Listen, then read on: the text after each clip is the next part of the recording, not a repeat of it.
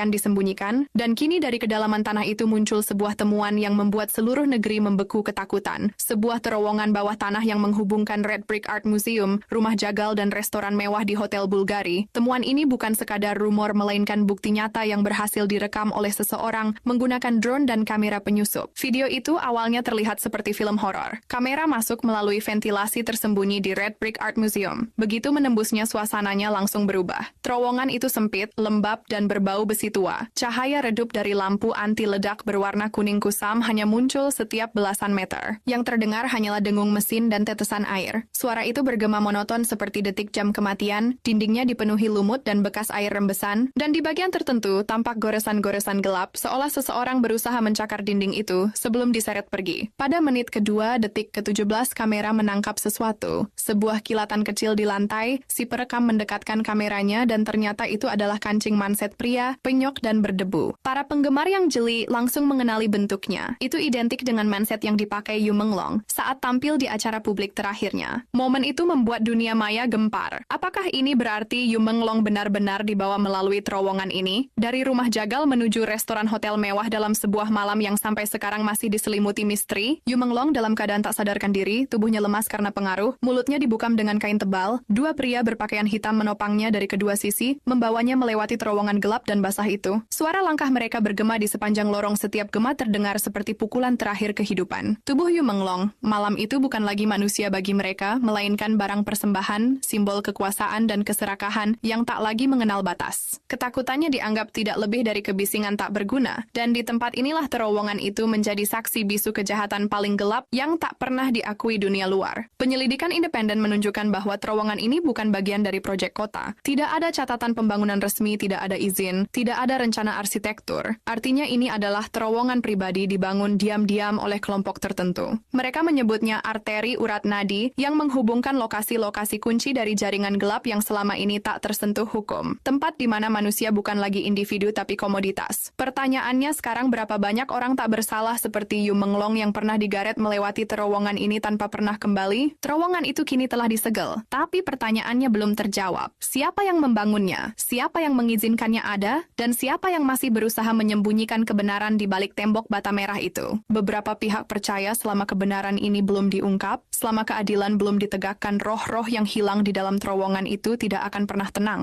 Hal ini disampaikan langsung oleh salah satu konten kreator dari Cina dan Mimin, hanya membacakan terjemahannya saja untuk membantu keadilan. Buat Yu Menglong, bantu share video ini ya teman-teman. Dan jangan lupa naikkan tagar Justice for You Menglong di kolom komentar. Terima kasih.